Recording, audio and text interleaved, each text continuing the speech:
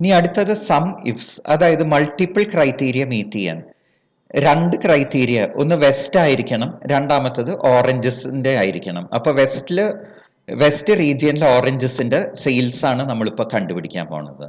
അപ്പൊ ആദ്യം is equal to sum ifs, എന്നിട്ട് സം റേഞ്ച് സെലക്ട് ചെയ്യണം ആദ്യം തന്നെ, എന്നിട്ട് ക്രൈറ്റീരിയ റേഞ്ച് 1.